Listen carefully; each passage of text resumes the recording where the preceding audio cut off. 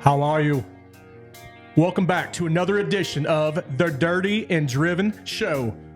Our mission here is to gain, train, and retain, and we do that many times by entertaining. I'm your host or slash co-host, Casey Anderson, and joining me today is a man that needs no introduction. Some people are starting to call him the long-haired hippie freak. You heard that song, Signs by Tesla? Oh, yeah. So I took off my hat and said, imagine that. Oh, me working for you. Oh. Yeah. Banger, dude. I'll take it. Yeah, James DeVinny. How are you? That doesn't work as well with me. Yeah, what would be your, how are you? Howdy ho. There you go. Yeah. Be careful who you're saying that to, huh? I say, yeah. Yeah, is that howdy ho or is that howdy comma ho? I thought you said Heidi ho. Oh, no. Howdy ho. Yeah. That's that'd probably be mine. Yeah. We're back. A little reverse intro on you guys today. Give you something, keep you on your toes. Yeah, I need to get some reps, man. You asked me if I wanted to do it, and yeah. I don't even know how many episodes we're at. Over 100 episodes we've done. Did we get You've done, this is your second. Did we get rid of the decimal point episodes, the half episodes, and just... I mean, they're still up, but I mean, they're still named that, but we don't do 0.5 episode. It's just all lineal now. Okay. We're back to normal stuff. So where are we at as Dirty and Driven total on number of episodes? Probably close to 200? We're not that far. Let me look. I bet I can pull it up on Spotify pretty quick. I don't know. Oh, no, it doesn't tell you. I thought it would tell you. I think we're around like 120-ish. 120-ish, maybe? I don't know. Guys, this is the show where we bring people to the blue-collar world and teach them how to kick ass. We have a lot of fun with it. So we're here. We're going to talk about some valuable stuff every time. We're going to laugh. We're going to joke. We're just going to do shit that blue-collar people can appreciate. The conversations we have. We are no filter if this is your first time listening. And we're proud of that. We're damn proud of that. So anyways, as Casey said, my name is James Vinny. He's Casey Anderson. And we are here to bring you the jams today. Anyways, guys, before we get started, I just want to say thank you for all your support. We've hit 1,500 followers on Instagram and almost 1,000 on TikTok. We're missing like 10. By the time this comes out, I bet we're there. So thank you guys for your support on social media. If you don't follow us, be sure to check us out. We're really active on there. We post some podcast stuff. We post some just construction stuff, just overall promoting the industry, trying to make it better and more known and get more people involved in it.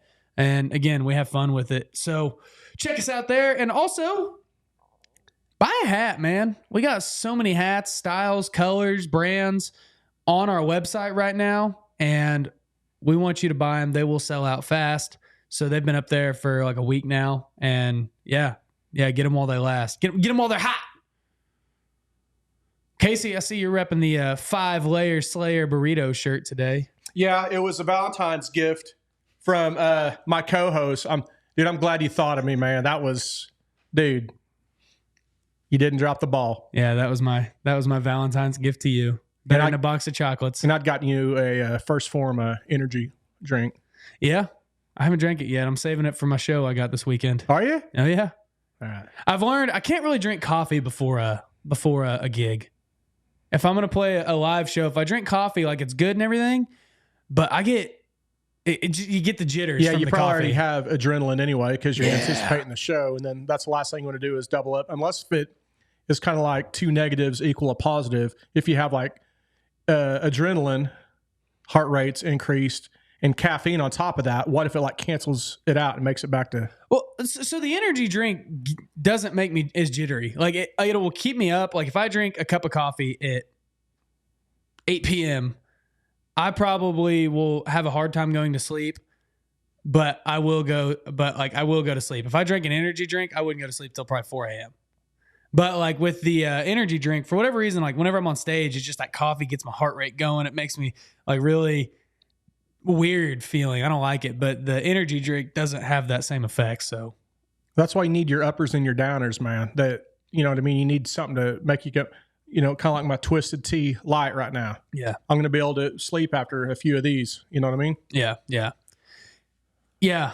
So, well, and that's something, I don't know. I don't know if I'm going to drink any more this year or not, but, right now I'm on 75 hard. So before I was on 75 hard, I would always have a couple beers after the show to help me calm down. Cause the adrenaline, dude, I mean, it's hard to go, you don't just get off stage and go home and go to bed. It's like, you're like, you go home and you're still just like buzzing, dude. It's crazy. It's crazy. It's a different feeling, but I'm going to save that First Form energy drink for that. Well, I'll drink for you. I'll make up what you're not doing. There you go. That's good. I can clean this up. I mean, good for you on the 75 hard. I mean, it's good that you have something down and you stick to it. I just get shit done. I don't need to have something in front of me telling me, oh, I need to stick to this plan. And I just get shit done day in and day out. See, I'm actually kind of a lazy motherfucker. Everybody thinks that I'm like some hard working, fucking structured, let's go. No, dude, I'm a lazy dude naturally. Like, I don't want to work hard. I don't want to do shit. But like, I keep myself on these regiments and these plans so that way I'm not getting distracted by bullshit. So that way I'm out there doing it. Like, whenever I say, all right, I got to do this, like, I'm a very goal oriented person. And if I'm like going and I don't have a lot of goal right now, then I don't know. I do get complacent and lazy. And if I have something to work towards, it keeps me motivated. And that's in all aspects. So if I'm doing 75 hard, I personally believe that the Dirty and Driven project grows and our podcast gets better. And then, I mean, just like things like work, I'm way more focused. Things like the band, I'm way more focused. And then even in my relationship, I'm just way more present at home with my marriage, everything, because it's like I have to have my time management down because I have all this, you know, these extra workouts and reading to do that I wouldn't necessarily normally do. And so it keeps me very, very on my toes. I thought of an influencer idea the other day. I wanted to pitch to you. Okay. Seriously, dude. This could be it. Okay. You know me. I like to have a couple drinks. Mm-hmm. Right? Yeah. I ain't gonna lie. I could give it up. You know, it's not a crutch. And ideally, a person works out, right? Puts in the reps, gets a workout in. Yeah. Why not be an influencer to, while they're working out, they drink like in between reps and shit. Whether it's a shot or two in between sets. The John Daly lifting plan. Yeah, John Daly, I don't think ever has lifted. Probably not. But yeah, do any type of influencer deal, but have, whether it's Tito's or your Twisted Tea or Coors Light. Is that a good idea? I suppose you could do that. I mean, if that's your brand, if you want to do that. Dude, ask my buddy Philip. One time after we partied, it was back in the day. Not proud of it. Back in the heyday. Went into the gym at 7:30 or 8 in the morning. Still pretty messed up from the night before because didn't go to sleep till about 2 in the morning. Mm-hmm. Went into the gym and we got to where we started with incline first on for chest. Because everybody usually goes chest, incline, decline. That was always you do chest, flat bench. Yeah. Then incline, then decline, right? Yeah. Well, what happens is you're so tired by the time you hit incline and decline that you can't do as much weight, right? Yeah. So we were like, hey, let's start doing incline first and get our incline while we're fresh, get our strength up with incline. Then we'll hit the flat. We started mixing it up. And I got to where my incline bench was really good on incline bench. Mm-hmm.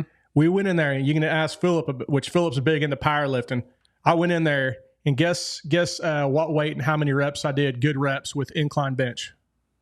I'm going to say like 155 for 8 reps. Higher or lower? 315 for 8 reps. On incline? Ask Philip. Damn, dude. We still talking. That's damn good. Yeah, dude. We still talk about it this day. Wow. Yeah, we got real good to where like our military press and we got super strong there because we really started focusing on that. Because a lot of times, like I said, you're so depleted from trying to go heavy on flat that by the time you go try to strengthen, up or lower, you're already burnt. So we started button hooking it a bit. So I've been wanting to up my Dirty and Driven Athletics social media presence, and maybe that's what we need to do. Just be drinking, slamming Coors. There you go. And and repping out fucking reps in the gym. There is a kid, dude. He's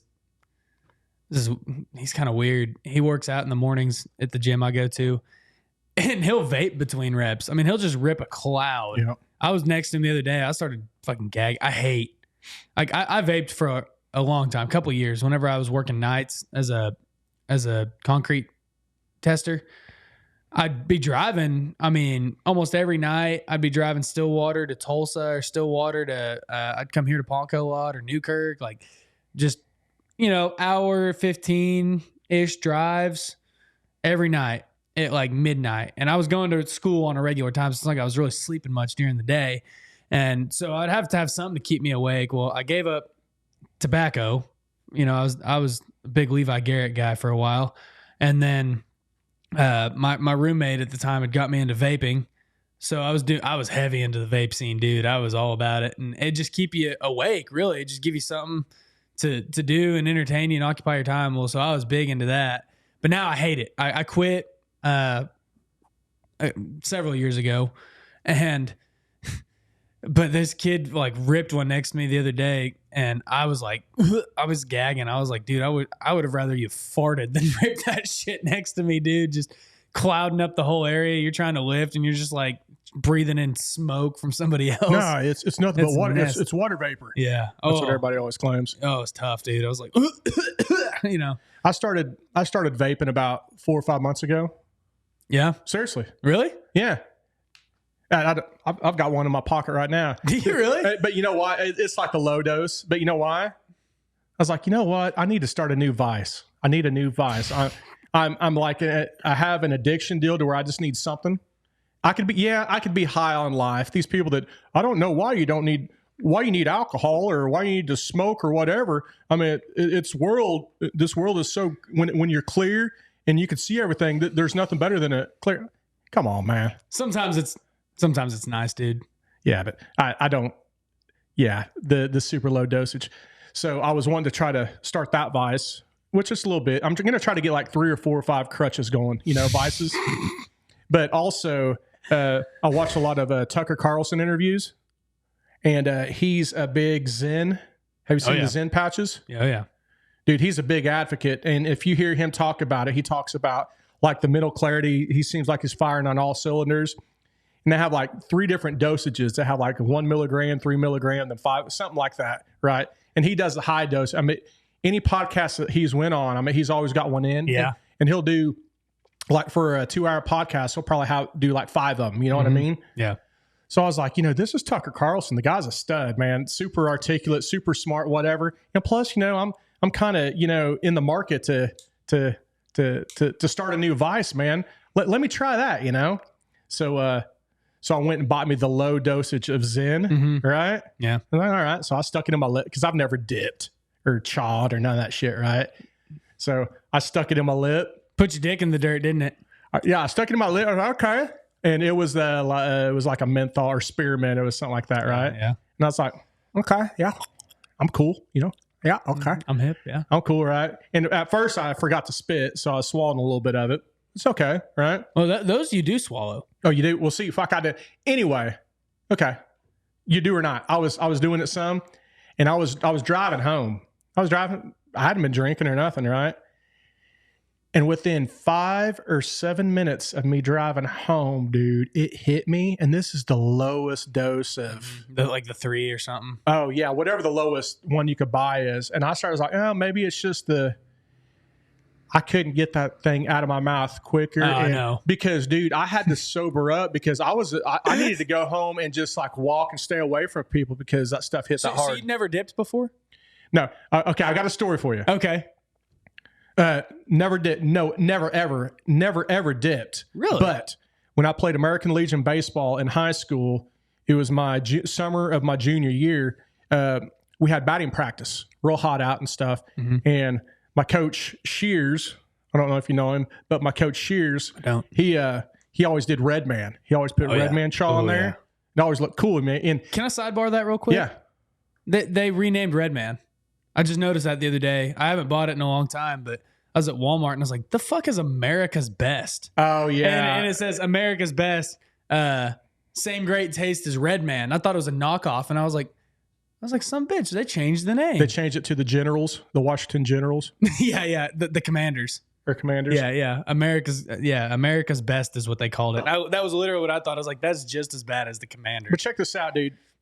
Back in my day, I always say about back in my day, they would sell candy cigarettes. Oh yeah, all the time. Oh yeah, even whenever I was that age. Yeah, but it was indoctrination of getting you ready to when you get older, you'll be a buyer, right? Whenever you were a kid, did they have the little Jack Link's beef jerky dip cans? Oh yeah, okay. Oh yeah, dude. We still do them today. I buy them from my little man. Yeah. You know what I mean? The shredded beef jerky. Yeah, right. But they didn't have Jack Links back then. Well, it wasn't Jack Links. But I mean, yeah. But also they Big League Chew. Yeah, remember that? Oh yeah. And it came in the pouch, the same pouch as like a Red Man pouch. Yep. Right. So anyway, my coach, he'd always have that Red Man in. And this was, back when my old man was an ass kicker, military E8, big 6'4", big old intimidating dude, right? Mm-hmm. Well, I asked my coach, I said, hey, coach, during practice, I said, hey, man, I go, what's that like? I go, hey, man, give me some of that. He goes, dude, I ain't going to give you some of that and get my ass in trouble with your old man. I go, come on, man, just give me some, little bit, coach. Just a little bit.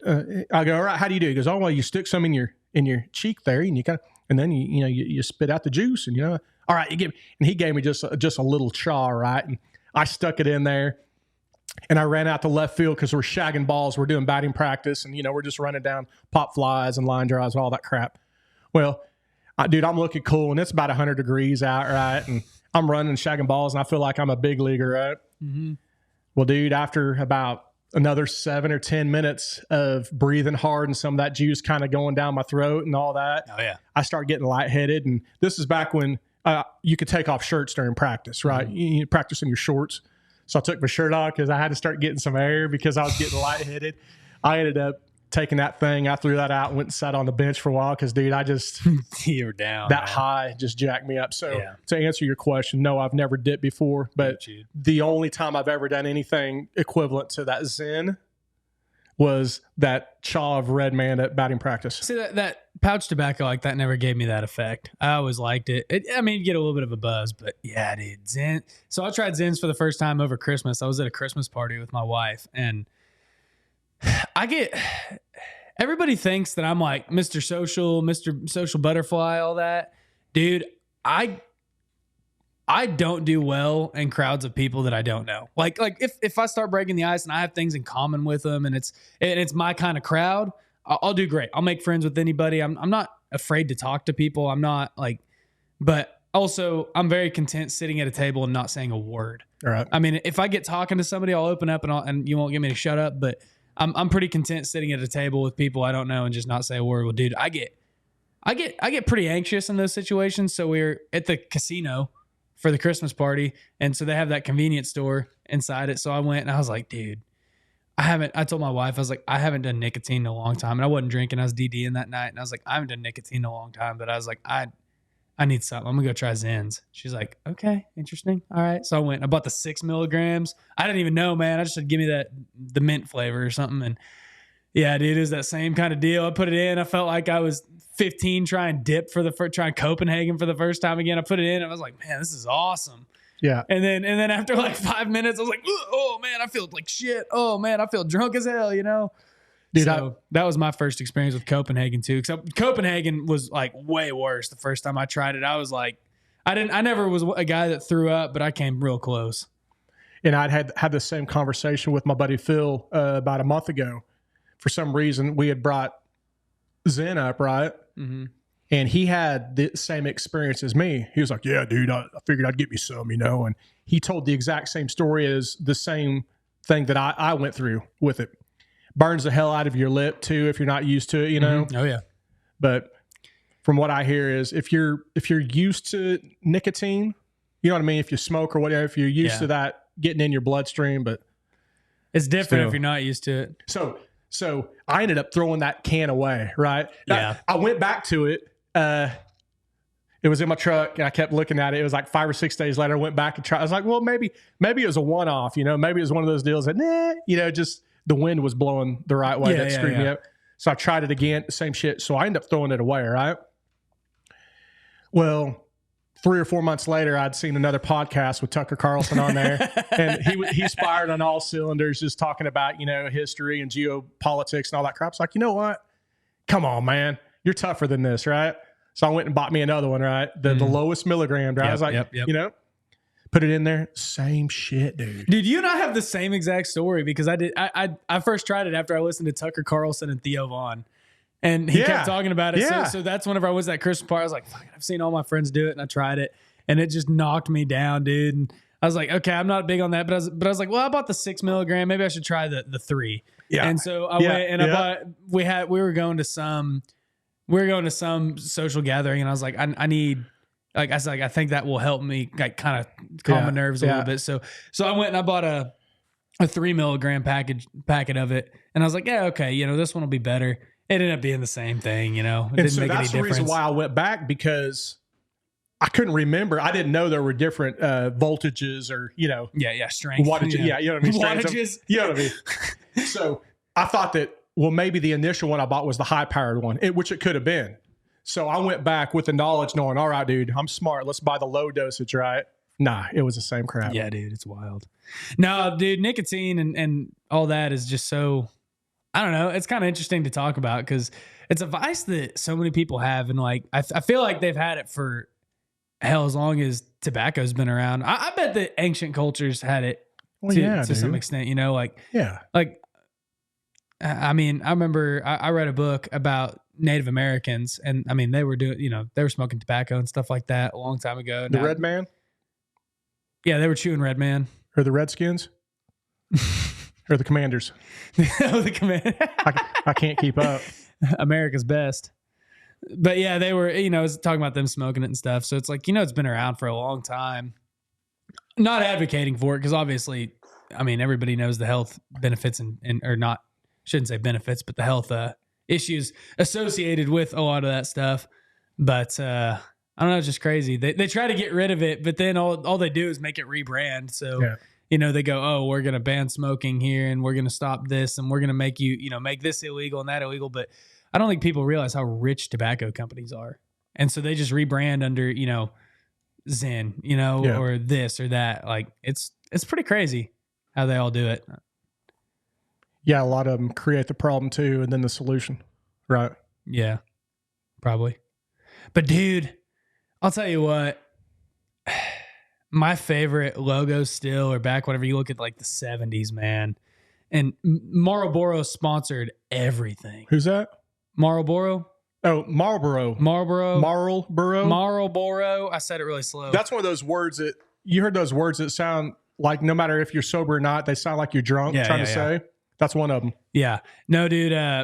Like every sporting event, like, dude, you and I were talking about it before we started, but I'm a big Formula One fan. I love Formula One, but dude, Ayrton Senna, Alain Prost, and their McLarens, and they were red and white with the Marlboro logo on it, and they just plastered everywhere. You watch old football, baseball games. It just was like it was badass. I've got a Marlboro racing hat, vintage from the 70s. Oh, yeah. I mean, it just, I don't know, it's just something cool. Even like, somebody was talking about bull riders, there's something badass about like, I was listening to Dale Brisby and he was talking about how like, he goes, yeah, I think people should wear helmets while they ride bulls and they should do this and that. But he goes, but there's still something badass. He was talking about his buddy. He goes, whenever he gets in the ring, dude, he flicks his cigarette out. He's got the Marlboro jacket. He puts his hat down and he just rides that bull like an old school cowboy. He goes, I understand that that's not good or healthy or whatever, but he goes, there's just something badass about that. Did you watch the Dale Brisby one? What's his podcast called? I don't know. The podcast that he did the other day with Cowboy Cerrone.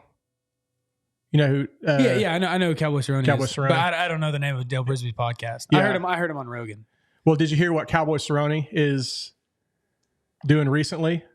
Because he's like an extreme.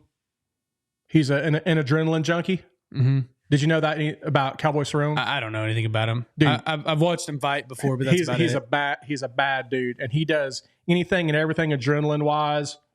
Whether it's He does a ton of like scuba diving, like cave scuba diving. Dude, fuck cave diving. Dude, he's got a story that, dude, it'll make you almost cry, but it was a near-death experience where both him and his buddy, they were cave diving. And to make a long story short, they kind of lost their bearings.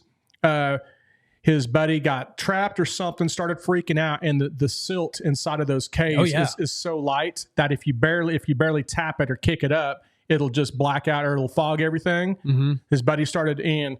They ended up both getting out, but they didn't know where up was down, left was right, where the rope was or any of that shit. But it was one of those real whatevers. But anyway, what Cowboy Cerrone's doing now, he always puts himself in super duper tough situations. Yeah. He's retired fighting for UFC, but and I think it's been approved, he's wanting to ride Dana White's bull. I can't remember what it's called. It's some badass name, but Dana White has like this multi-million dollar bucking bull. You know what I mean? For the PR or whatever it is. The PBR.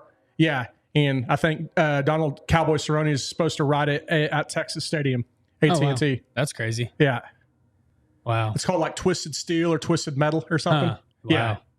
Dude, fuck cave diving. That's something I've never, I mean, you know me, I'm a big scuba diver, and that's a scary deal, man. Cave diving. I've read books. I've talked to cave divers. I hate cave diving. I mean, I really do. I've been through small caves, like nothing severe, crazy, anything like that. I mean, there's guys and girls that are, I mean, they're big into it, but, and it's great that some people want to do it because, like, I read a book from this girl that she was a researcher, and she's been all over the place, basically studying America's fresh waterways. Like in Florida, there's all sorts of like freshwater conduits of where's all this water going and coming from and to. And I mean, it's great that somebody's researching it. A lot of it's just for the hell of it, but it's just dark and there's not really anything in there other than maybe some beautiful openings. There's one cave dive I did that was badass as hell. It was called Chandelier Cave, and you're underneath this island and there's these air pockets. You only dive down about 20 foot and then you come up in these chambers.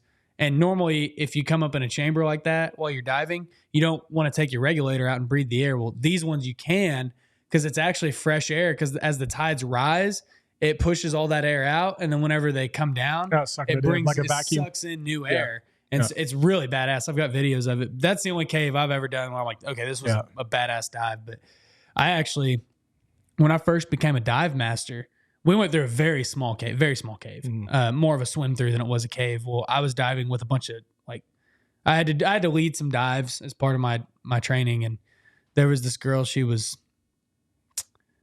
probably 13 years old. And I was diving with all these little kids. And I mean, dude, that's wild. I mean, all these inexperienced little kids. And she was a little afraid of like closed spaces and stuff. And I don't like closed spaces either, especially underwater. I don't like caves. I really don't. But like we go through there and I'm kind of trying to, you know, keep my heart rate good and down already as I'm going through this cave. Well, dude, they silted it up. All these kids going through silted the shit out. Well, this girl's already heightened. Well, then somebody kicked her regulator hose, and went, 40 foot underwater. Well, knocked it out of her mouth. 40 foot? She fucking flipped out, this little girl. And I mean, I had to handle that situation, man.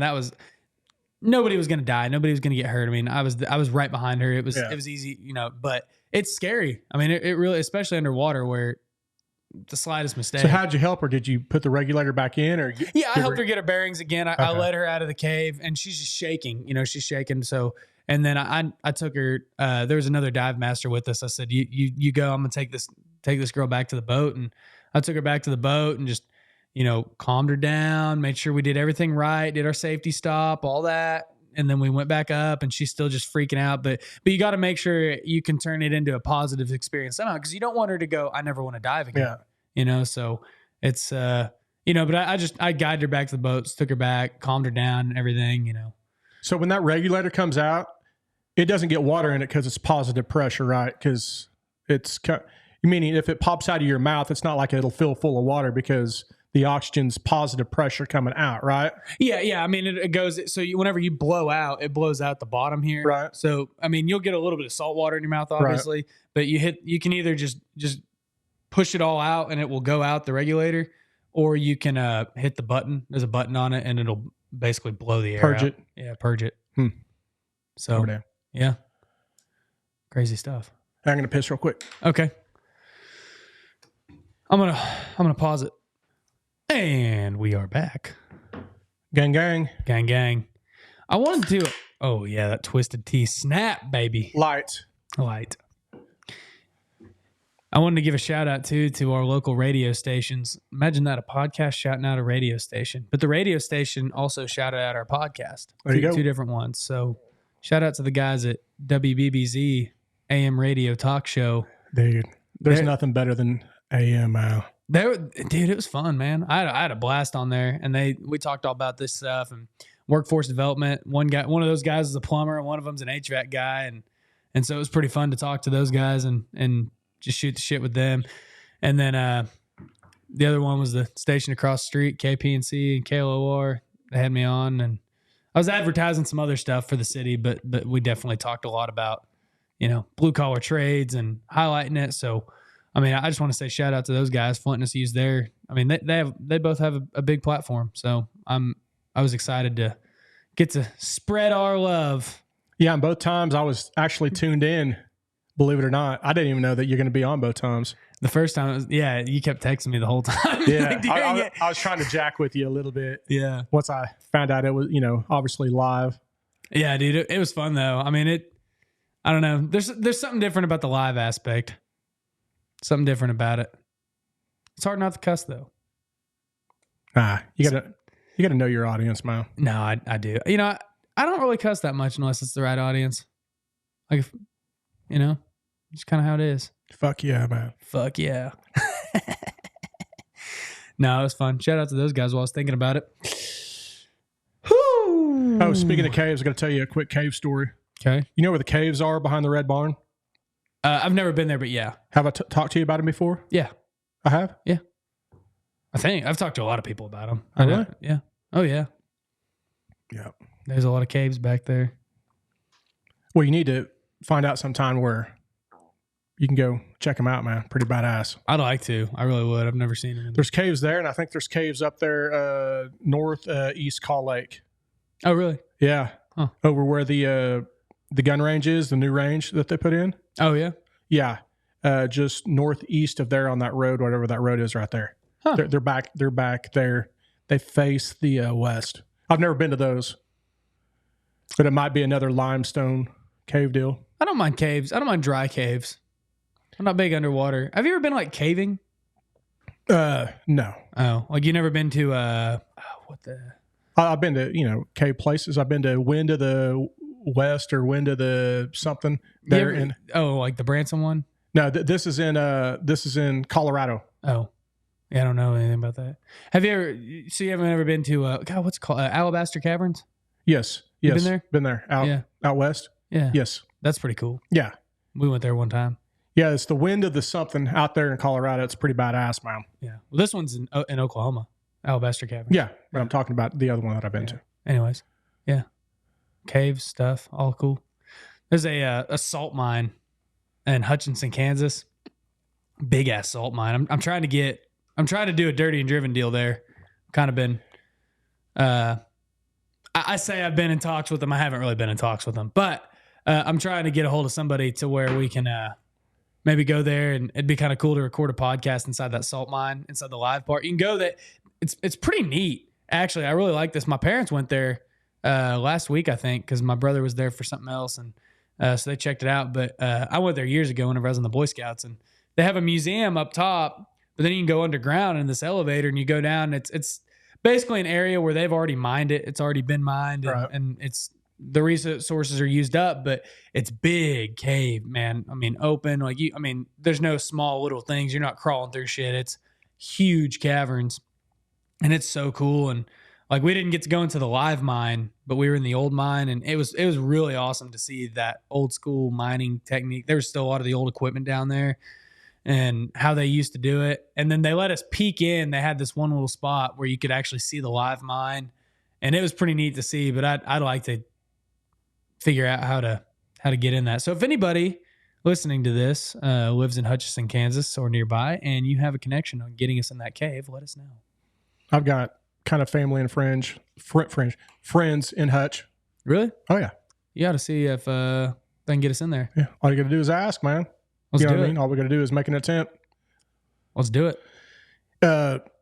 Did you know that we got a storage cavern out here at the refinery? Yeah. Oh, dude. So I've been trying to get my hands on the documentary for that. I've got it. You have it? Yeah. I've got access to it. About it. Yeah, dude. I've asked so many people for that. Nobody. Yeah, I'll try to figure out how to, because surely, I mean, it's not private type of deal. Well, they used to play it in that museum. Yeah, but the cavern is cool, man. And you could speak more about it, but I'll give my general 80-20 gist that I know of it. But they have the cavern that they use to store propane and stuff. Huge cavern underneath the refinery, and how they drilled it basically is I mean, obviously there was some sort of cavern already there.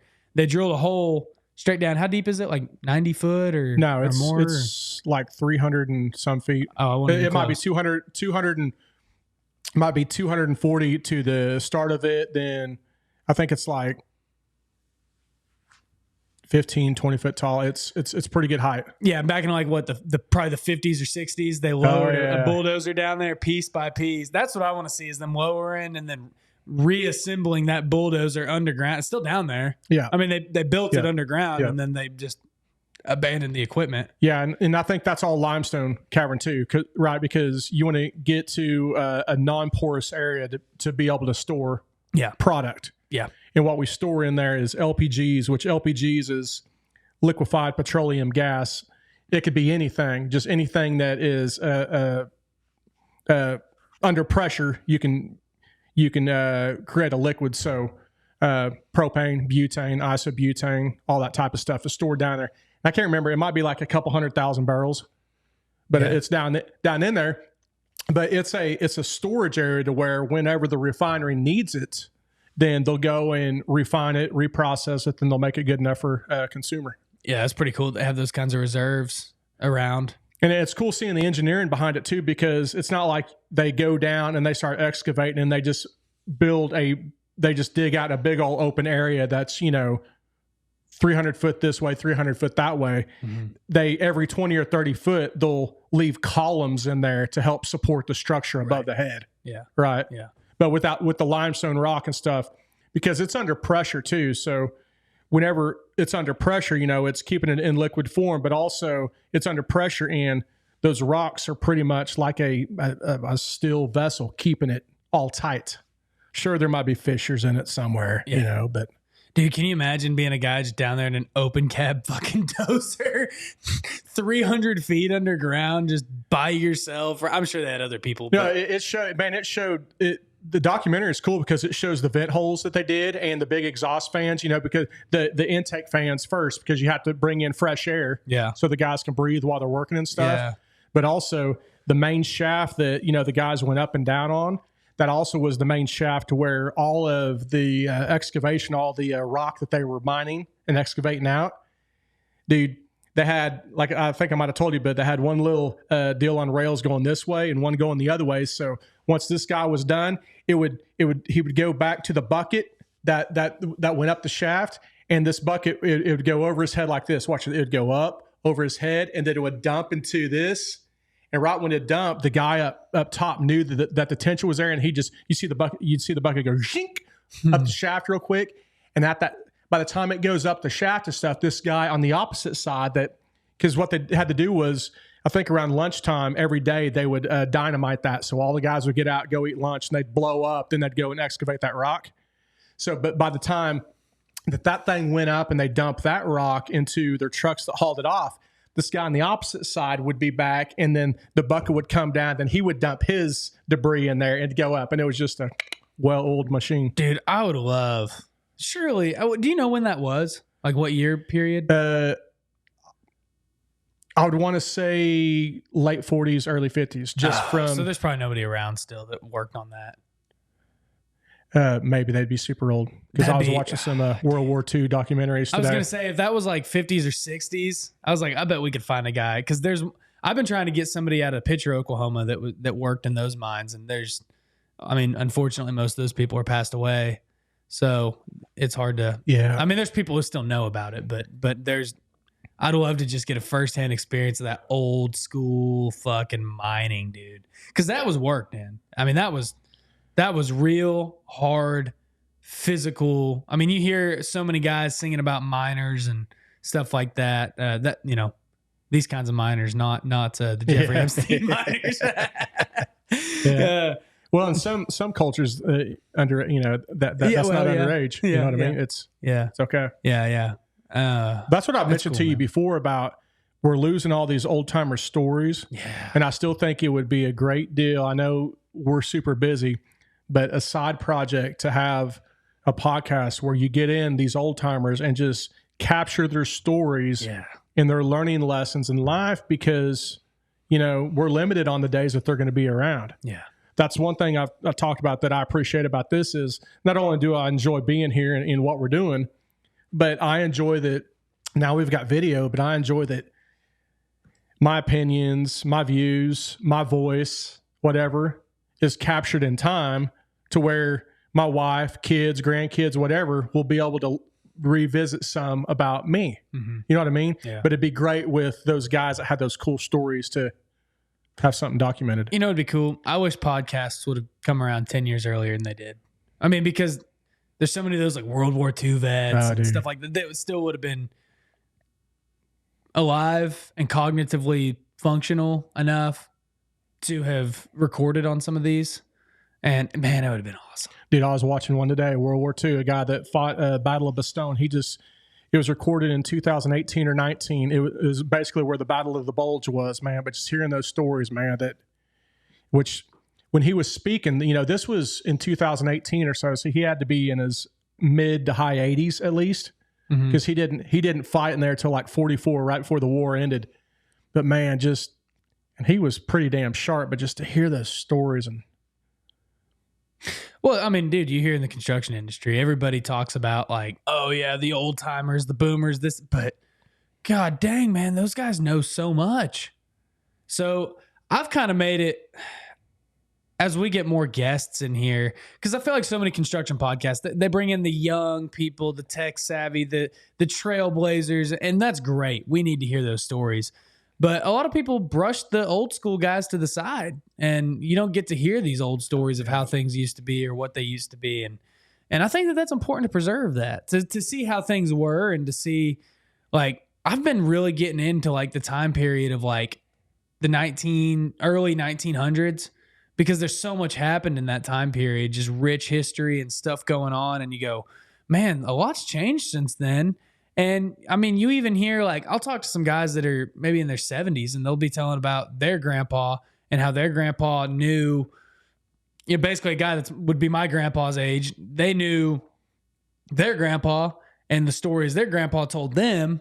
And it's like, dang, man, like I've started learning as I'm around more of these older guys, like there's a lot of shit y'all are not telling us because nobody's asking. And so I'd like to see us get some more of those types of guys in this room and hear those stories. I mean, whether, old construction stories or old, just good stuff that like, there's just so much that we've forgotten. Everything's online now, but there's been so many times where I'm out with some of these old guys. I'm like, if I Googled this would not be what the answer would tell me. And this is the best way. Yeah. And in the past, it's either been passed down from like oral tradition, just speaking, then it might be 3 or 4 times removed from the original story. And it might not, kind of like the telephone game, it might not be exactly the words in the context that came from the original guy's mouth. Well, so that's why. And think about this. How often, and I'm guilty of it, dude, how often are you sitting down and talking to anybody? I mean, other than you, dude, and my wife, it's very rare that I get to just sit down for an hour, 2 hours, 3 hours and just talk to somebody about whatever.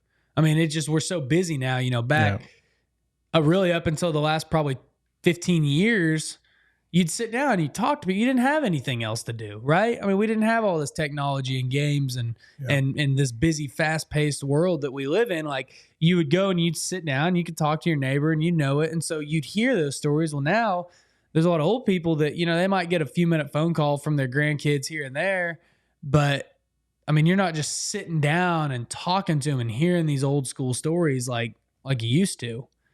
And it's kind of sad that history's dying. And I'm sure a lot of them also would be super excited if someone was interested in their past and their story also. Oh yeah. It'd probably brighten their day.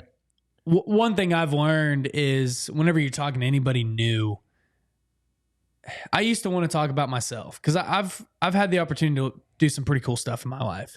And I used to think people really wanted to hear about my life and what I've done and the stuff in it. And people do, but only if they're interested, right?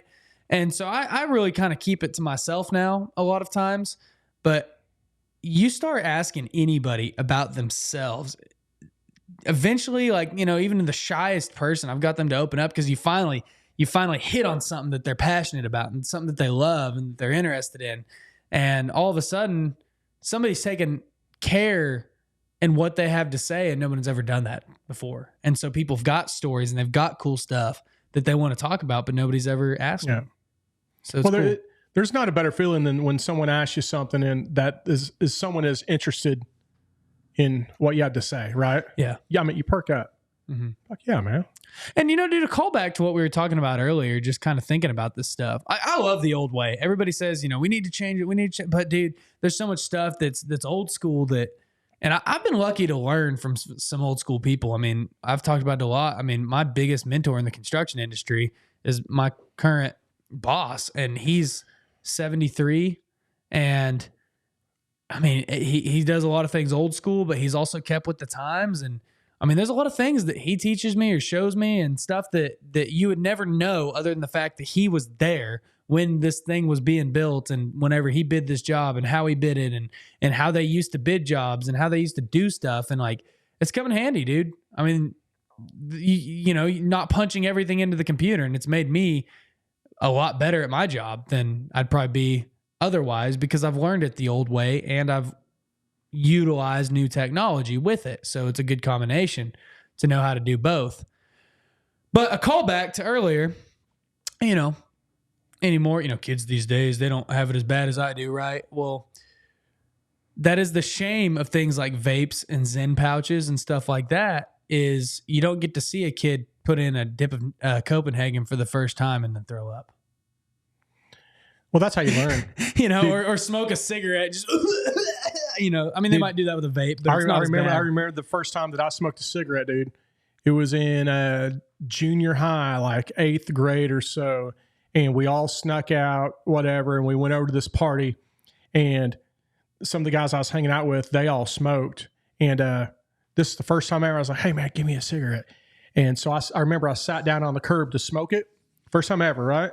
Mm-hmm. And whenever I did, this girl that, you know, I whether I liked her or not, that I somewhat respected, right once I took my first puff off of this thing, for one, it sucked. It was nasty, right? I coughed. But two, she walked up, she goes, Casey Anderson, are you smoking? And you know, I was hating the taste of it. I was like, yeah. And she goes, and right then and there, just by her derogatory tone and the shittiness of the cigarette, I was like, nah. And I never have tried since. It's just like, blah. I've never been big on smoking, really. I don't like the taste or smell. I don't even really like going into smoky bars anymore. I used to not mind it, but now I'm like, ugh. Oh, dude. Yeah.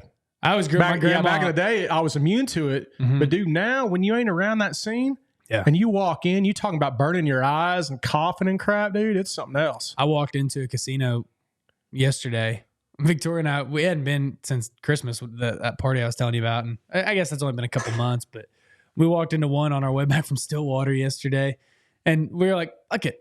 Let's, you know, something to do. Let's go kill, 30 minutes or an hour. And we walked in there and we played some blackjack. And dude, whenever I walked in there, I was like, I want to walk out. This is nasty. And there's only like 10 people in there, but it just reeked of smoke. I hate the smell of smoke. I just can't do it anymore.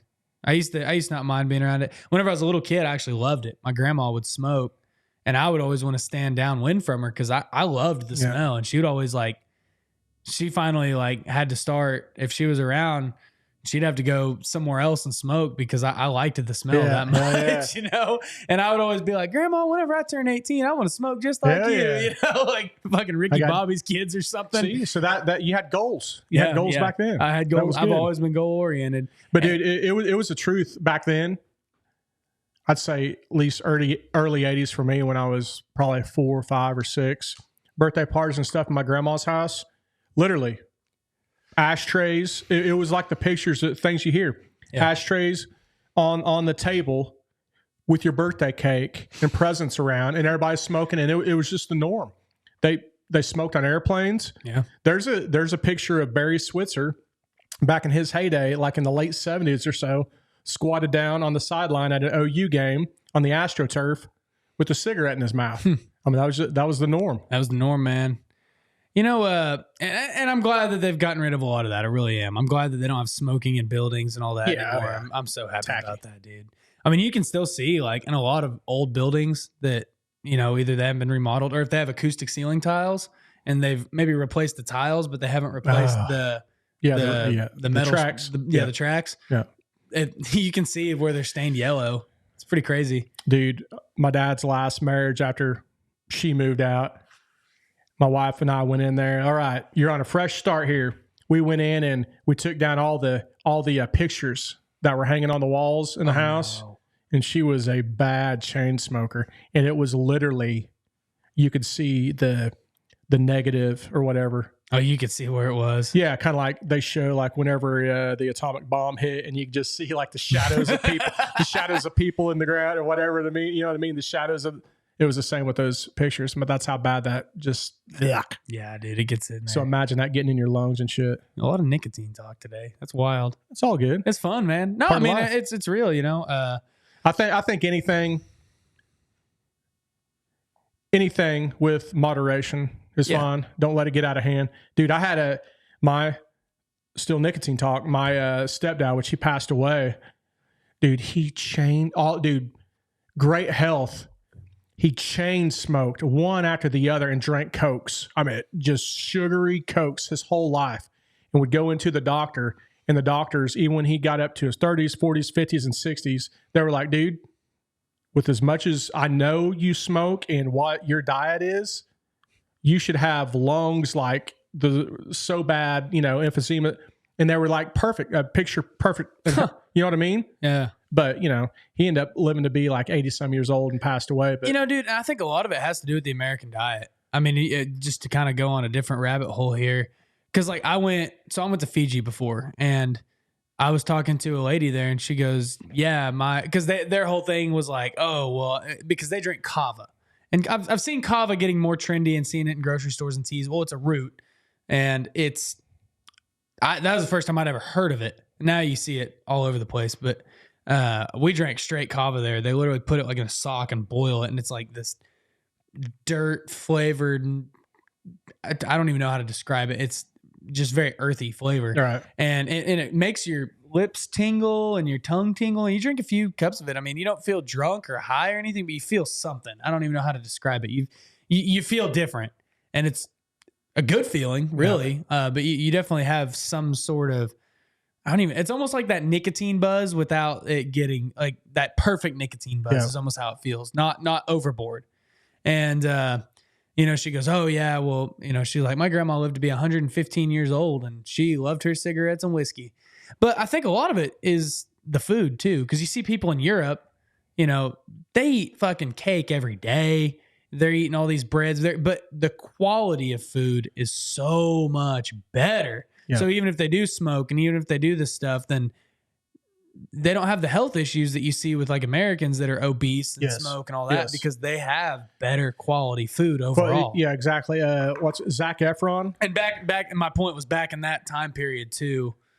Back in that time period, I think that, you know, the 70s, 80s, people, you look at pictures of people on the beach at that time period, and everybody was skinny. Now you look at a picture of the beach and everybody's fat as fuck.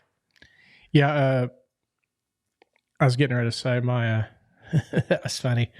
While you're saying that, hold on a second. You FaceTiming someone? Mm-hmm. Okay. Got a live cameo. Yeah, who is it? My granddaughter. Your granddaughter. Nikki, say hi. Hi, Nikki. Hey, Nikki. Oh, hi, Maddies. You're on the Dirty and Driven podcast. Say hello to millions of people. Yep. Say hi to James. Hello. I'm recording a podcast. It's a little something, something. I'll call y'all back later. I love you. Bye. That was my granddaughters. They had called right then, and I ignored it. I was like, no, I need It'd be kind of cool to call him back. That's cool, man. Live on the Dirty and German podcast. Dude, we need to bring back our prank calling idea. But see, ain't that cool though, man? Yeah, that's cool. Those are my granddaughters, and they just called to say hi. Yeah. That's what I'm talking about. That's dude. what you're talking about. That's what life's all about. Yeah, dude. That's what it's about, man, right there. I said Zac Efron. So Zac Efron, you know him? Yeah. You know, he's Mr. Fit guy, right? Mm-hmm. Whatever, whether he's on TRT, whatever. The dude, good looking dude, full set of hair. Kudos to this guy, right? Yeah. Well, he goes over to Italy or somewhere over there, somewhere that way, whichever that way is. And same thing that you said, the breads, the food, the stuff, the carbs that he is totally against. He went over there and he said everybody over there was living to be 90, 100, high hundreds. Yeah. Great sign of health. And then he put 2 and 2 together, which I think a lot of people have, is all of their stuff, they pretty much farm to mouth. They know exactly where the product comes from. It's not full of preservatives and all this bullshit. It's good, clean. The same with, you can go with the nicotine, right? Mm-hmm. There's unadulterated nicotine that in moderation or whatever will probably not affect you your whole life. But when you get all these stimulants and addictives and these chemicals in there that juice it up to make it for, you know, the layman piece of shit, that's where you get obesity and bad addiction and shit like that. That's what I say all the time too. So my buddy, his grandpa lived to be pretty old, and he smoked his whole life. Well, and he's dead now, but he probably lived to be, I bet he was in his 90s. And he went to the doctor one day, probably early 2000. He'd been smoking stuff with a lot of the fillers and all that. Well, he one day he quit. He drank every day. He smoked I think he smoked like 5 packs a day. Like, it was a lot. Yeah. And just chain smoking them. Well, he quit cold turkey. Well, his body went into shock. So he went to the doctor, and the doctor said, dude, he said, pick up a pack of cigarettes and a 6-pack on your way home. Yeah. Yeah. And he said, you can't just cold turkey that. Yeah. Well, so he goes, but the doctor told him, he said, start smoking natural cigarettes. So he started smoking the American Spirits or whatever, you know, the natural ones. And he went down to like less than 1 pack a day, and he still lived to be pretty old. Yeah. But I think the food has a lot to do with it, because like my mom, she has an autoimmune disease, and she'll get blisters on her skin if that was after something too. Yeah, that was after a certain needle. Yes. You know, that they made a lot of people in the world get. It's bullshit. That she got that autoimmune disease. It pisses me the fuck off, really. Yep. I mean, whenever I think about that. And anyways, she went to where the hell did she go? Peru and Portugal, 2 different trips. Well, I think Portugal was the most recent one she went to. And whenever she was in Portugal, she ate whatever she wanted, dessert. She drank wine, you know, like now, I mean, she's very strict, regimented on what she eats, right, the ingredients she eats, the stuff she eats, the stuff she puts in her body. And even doing that here in the US, she'll still have flare-ups here and there. Well, the whole time she was there like 2 months. And she was like, she ate whatever she wanted. She never once had a flare-up. Yeah. And it was like, what's that tell you? Yeah. And everything, they had like gardens and stuff like that. And actually, during World War II, I think I've talked about this before. During World War II, they told everybody, you know, food rationing, grow victory gardens. Everybody have your own garden in your yard. And people started doing that. It actually shut down a large percentage of cancer and diabetes clinics in the U.S. because everybody was eating freshly grown yeah. What does that say food. Also? Yeah. What's that tell you? Yeah. I mean, you know, so that's why I'm so strict on my diet. People give me shit. I mean, everybody gives me shit on how strict I am on my diet and how picky I am about the things I eat, the quality of the things I eat and ingredients. And, oh, I don't give a shit if it has this or that, or, oh, dude, come on. You know, like I got into a pretty heated argument the other day with a guy I work with. We went out to lunch, and he was trying to argue with me with what was healthy and what was not. And I was like, dude, you know, I kind of looked at me, looked at him. For those of you that are listening, I kind of looked at me, I looked at him, and I was like, why are you arguing with me here? You know, and trying to explain some of this to them, you know, hey, you know, this is why this is healthier than you think, and this is why this is unhealthy even though you think it is, and stuff like that. And it makes you sick because there's nothing most people can do about it. Like, you shouldn't have to worry about becoming fat as fuck just from eating, you know, regular old stuff, because nobody's ever cared what they ate. I mean, hell, in the 70s, everybody smoked, everybody drank, everybody ate whatever the hell they wanted. And I'm not saying the quality of life in people is not better now than it was back then, because I'm sure it is. But it's just, it's crazy because the food is so poisoned and there's nothing, even if you are like me and you do everything you can to avoid eating the poison food, it's still hard to avoid. Well, as I mentioned before, keep your gusto and your get up and go up when you're in your 30s and 40s. Yeah. As you have now. Yeah. Reason being, and I know you'll do it, right? I know you will. But when I was your age, I always say this. I was Mr. Party Boy. I mean, everybody, subjective. I'd work my ass off. I'd go roof and frame all day long. Then I'd go work out for 2 or 3 hours. Then I'd go drink and eat shit. But I'd ate whatever I wanted. I'd burn off. My metabolism was rocking and rolling. I was doing everything. Well, then you get 30 or so. When I was 30, I got married. Then you get into, your responsibilities and stuff change because now you got a family, you got different priorities and stuff. Things you kind of start laxing on this and that, and it can kind of snowball. Yeah. And it's real tough to be disciplined and regimented when you get older because the metabolism ain't rocking and rolling, and you ain't a young kid anymore. Yeah. So just keep it up. I mean, we all know the right things to do. Yeah. We know that we need to be disciplined. Yeah. We know all that shit. Well, and again, that's why, like we talked about 75 hard earlier. That's why I do it, because I'll go off it. And like sometimes I try to keep my breaks between it pretty short, but whenever I don't, it starts out, I'll have a beer here or there. And then it turns into, now it's every weekend. Now it's 2 days every weekend. And I'm eating, shit every Saturday and Sunday. It just builds and builds and builds. And finally you go, man, I'm way off course. I'm not looking as good. I'm not feeling as good. I need to get back into the rhythm. And so that's why I do that kind of stuff to keep me from getting too far off course. Are you smoking weed? No. Okay. I don't smoke weed. Well, just because I know that the El Presidente, the head guy, that's one of his vices. So yeah, dude, that's wild to me. I'm actually really surprised that weed is allowed on 75 hard as according to those rules. Now I don't count it for myself, but I don't think I work in an industry where smoking weed is very frowned upon. So I don't. I'm not a mega millionaire or anything, but I could put up, I ain't going to do it, but I can make up my own little regimen and workout plan, whatever it is to fit my little narrative, to make me disciplined and go the right way and put my stamp of approval. But it's probably going to have, I earned those 2 Twisted Tea Lights and that whatever Yingling tonight. Yeah. I earned it. I earned it. If that's what keeps you happy, man. I mean, dude, that's where I go back and forth on drinking. You can't see under the table how happy I am right now. That's where I go back and forth on drinking, because sometimes I say I never want to drink again. But, I mean, there are times where it's like, you know what? Dipping one back. I mean, not a lot, but just here and there, I go, yeah, I'm content here. A wise man once said that I feel sorry for those people who don't drink, because the best time they're ever going to feel throughout the day is whenever they wake up in the morning. That's the best they're going to feel throughout the day. They'll never get that high again. When you drink, you can have that high within 5 or 10 minutes after you crack one open, any time of the day. The thing about drinking that is kind of a positive. See, I choose not to drink because the people around me, I know a lot of people that if I drink, they look up to me, okay? And I don't try to be anybody's role model. That's why you drink in the closet, dude. That's why I vape whenever you're not around, dude. You know what I mean? Start ripping clouds on air. I don't care. I don't care. Go for it. You're probably, what are you hitting, a gush bar? Is that what you're hitting? Nah, it's just a Views little menthol. I was going to say, my friend owns those gush bars, but no, I know nothing. I only know the name because it's literally my friend's company. But anyways, okay, one of them little deals, little jewel. There it is. Dang it, I didn't even get it on camera.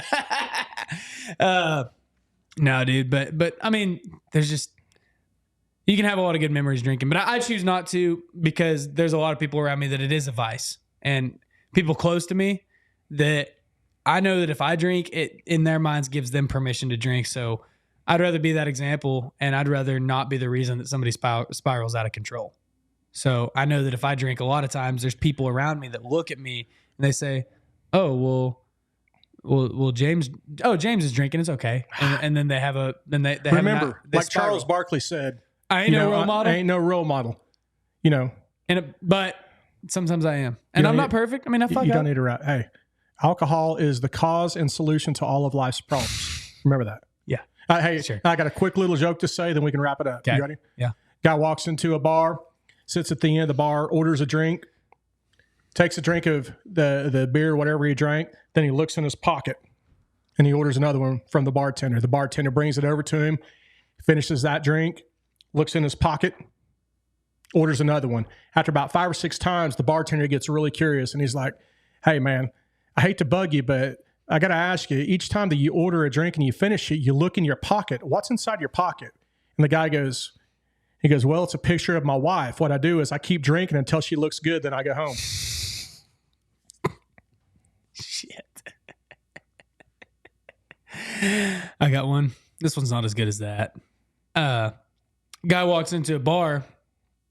He's got a bucket of asphalt. And the bartender says, what do you have? And he points at the bucket. He said, I'll take one for the road.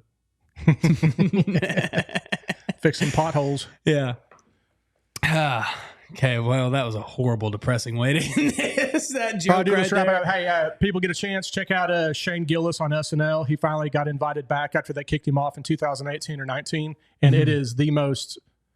it's not like I'm going to get back into SNL, but they let the dog loose. It's great. That's good. And his monologue, whenever you and I went and saw him, I think he was working out material, but in his monologue, he said a lot of the good, powerful jokes just in that 10-minute monologue, that stuff that I really wanted you to hear, man. Yeah. He's self-deprecating. He's hilarious. They let him loose. They might censor the stuff later, but it was awesome. That's cool. Hey, also, we talked a lot about health today and stuff like that. I'm really amping up the Dirty and Driven Athletics stuff, so we're going to have some more stuff to come on that. I want a few people who are maybe willing to put themselves out there and make some videos for me. We'll hook you up with some Dirty and Driven Athletics merch and stuff. Just to make some videos, basically just explaining why somebody who works in the blue collar industry or around it, and that you don't have to be an athlete per se, but an athlete is somebody who goes out and they train and they perform. And I believe blue collar people are athletes, especially if you're doing hard physical labor. So somebody who does that kind of stuff, and maybe they work out, maybe you take care of yourself in that way.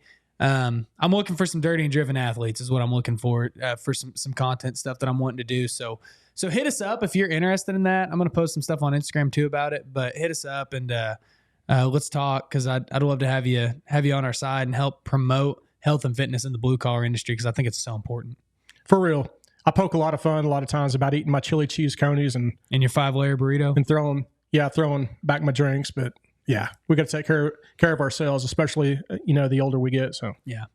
Well, hey guys, I know this was a good, fun, laid back episode. We like to have these here and there, especially after some heavy hitting ones like we had last week with our boy Ryan England. It was a great value packed episode. If you haven't listened to it, especially if you're a business owner, he really talks about some good stuff. Anyways, with all this being said, I hope you guys go out this week, and I hope that you challenge yourself and you push yourself and you do something intentional. And I'm just going to end it as I always do, and I'm going to tell you to do something hard today. By God.